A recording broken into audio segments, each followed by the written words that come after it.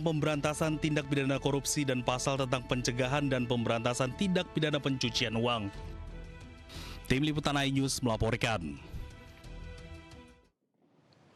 Pemerintah menyempurnakan program pelatihan bagi calon manajer Koperasi Desa Merah Putih dari yang semula berbasis latihan dasar kemiliteran, kini diubah menjadi pelatihan bela negara dan manajerial. Pemirsa, informasi yang akan hadir sekaligus menutup kebersamaan kita pada malam hari ini. Temukan informasi-informasi terbaru lainnya di www.inews.id. Cuplikan tayangan berita iNews bisa Anda saksikan di kanal YouTube @official iNews. Sesaat lagi rekan saya Bayu Pradana akan hadir dalam program iNews Prime. Pemirsa, terima kasih Anda telah menyaksikan iNewsroom. Tetap jaga kesehatan dengan rutin minum air mineral dengan kandungan mineral alami agar tubuh terasa lebih segar dan lebih sehat. Saya Arlisa Hadi pamit undur diri. Sampai jumpa.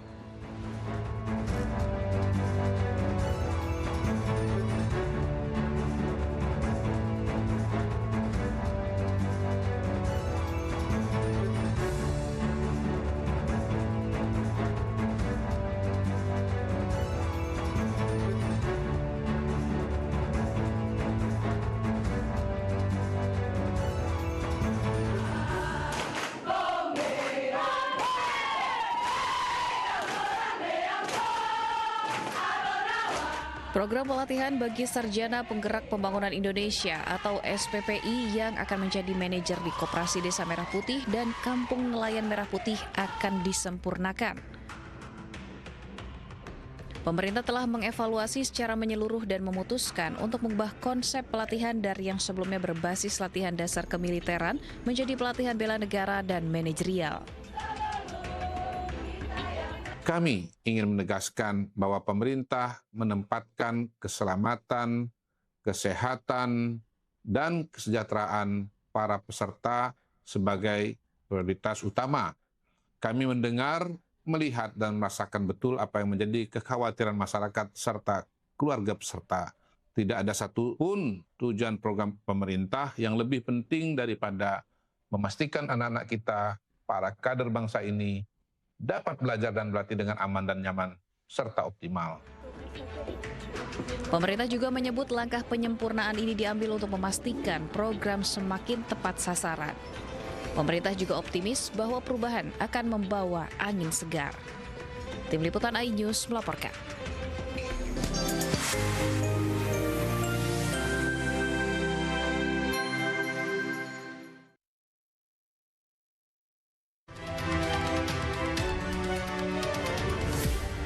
Acara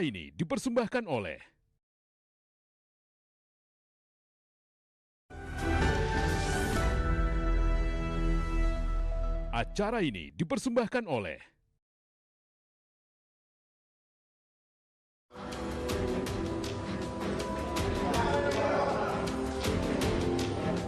Penggerbekan ini dilakukan oleh tim gabungan Direktorat Jenderal Imigrasi Sumatera Utara dan Polda Sumatera Utara. Bermula dari informasi yang diterima dari Polda Sumut mengenai aktivitas mencurigakan warga negara asing di kawasan CBD Polonia Medan. Kemudian dikembangkan di kawasan Royal Sumatera dan Hotel Golden Elephant. Petugas mengamankan 7 warga negara asing dan 31 warga negara Indonesia. Mereka diduga sebagai penggerak jaringan penipuan daring. Modus sindikat ini memanipulasi identitas di media sosial seperti TikTok dan Instagram untuk mendekati serta mengoceh korban di luar negeri hingga mengalami kerugian finansial. Para pelaku secara khusus menargetkan pria berkebangsaan Jepang sebagai korban penipuan.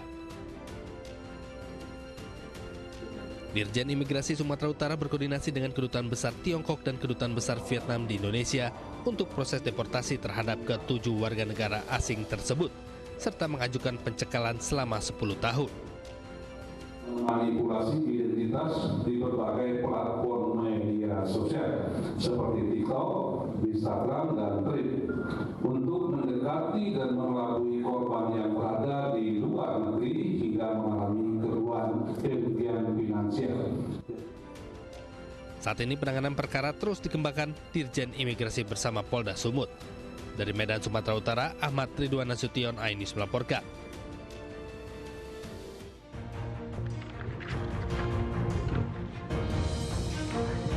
Halo, selamat malam pemirsa. Apa kabarnya Anda? Semoga Anda selalu dalam keadaan sehat dan juga berbahagia.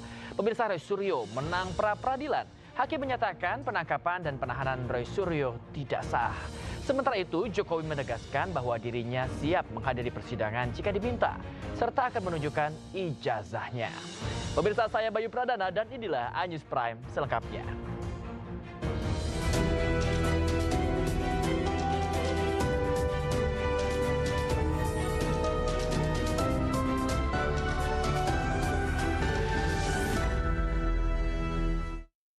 Pemirsa, kericuhan terjadi di konser Denny Caknan di Surabaya, Jawa Timur. Ribuan penonton yang datang dan tidak bisa masuk memaksa masuk sehingga terjadi aksi saling dorong yang menyebabkan pintu pagar jebol.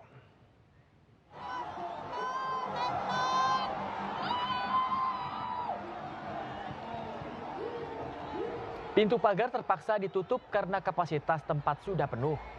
Antusiasme penonton cukup tinggi karena konser musik yang menghadirkan penyanyi Denny Caknan digelar gratis bagi warga. Akibat kericuhan tersebut, sejumlah penonton dan petugas mengalami luka-luka.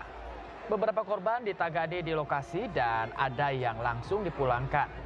Sedangkan sebagian lainnya terpaksa dilarikan ke rumah sakit untuk mendapatkan perawatan dan penanganan medis lanjutan. Wali Kota Surabaya Eri Cahyadi mengaku akan mengevaluasi dan mencari penyebab dalam kejadian tersebut. Konser panggung hiburan rakyat dengan bintang tamu Denny Caknan digelar Pemkot Surabaya dalam rangka soft launching Creative Hub Surabaya Expo Center. Jadi evaluasi yang kita lakukan adalah nanti kita lihat bahwa itu sebenarnya kan untuk kegiatan anak muda. Itu sudah dievaluasi, apakah banyak dari luar atau apa kono bis-bisan barang. Katanya begitu. Jadi kan gratisan itu juga pemicu. Enggak, tapi seperti lainnya kegiatan Pemkot pasti gratis. Tapi sebenarnya kan sebelumnya kita pasti pakai gelang yang warga Surabaya yang datang. Tapi kemarin katanya sampai ono bis-bisan nih. Makanya saya coba tanyakan ya sama teman-teman yang di lapangan, juga saya tanyakan nanti ke yang datang, baik anggota DPRD